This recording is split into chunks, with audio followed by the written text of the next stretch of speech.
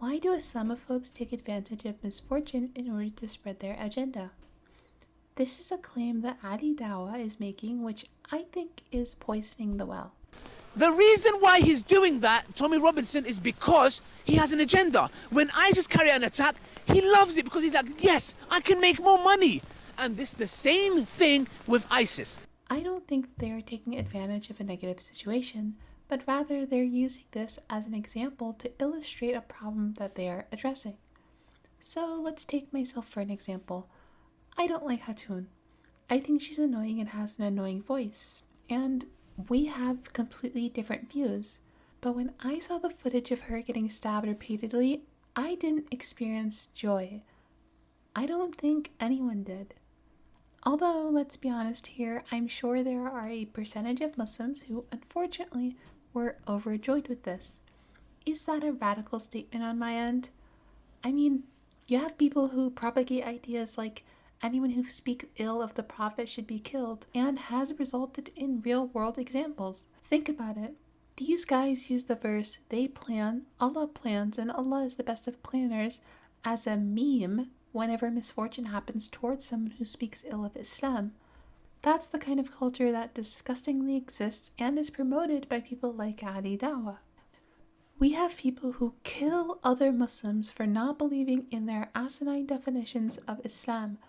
Of course, there are people who would have wanted to stab Hatun themselves and are happy that someone else did, while being upset that she didn't die from it.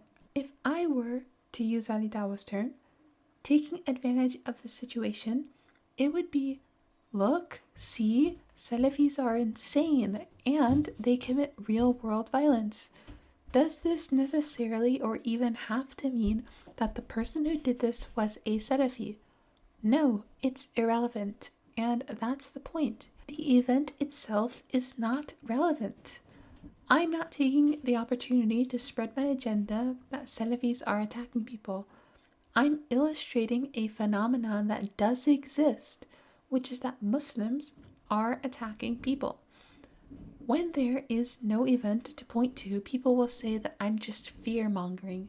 Salafis, when they go a month without a terrorist attack, feel as if they're safe and give off a false sense of security that their beliefs are beneficial to mankind. But when I have recent events to point out to them that their beliefs cause real-world violence, it's easier to hit home for them, especially if it's something that happens in real time and they're able to see without arguing about history. Look, see what your beliefs lead to? Is this something that you're comfortable with? Let's say it comes out that this person isn't a Salafi. Does that matter? No, because if a Muslim commits an attack, it becomes incumbent upon ourselves to take a look at the zeitgeist, what our influencers are saying, and how we as Muslims have led to this conclusion. For example, Shamima Begum.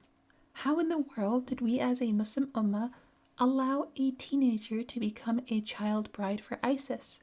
Who are the people around her that influence her to believe that that's a noble cause?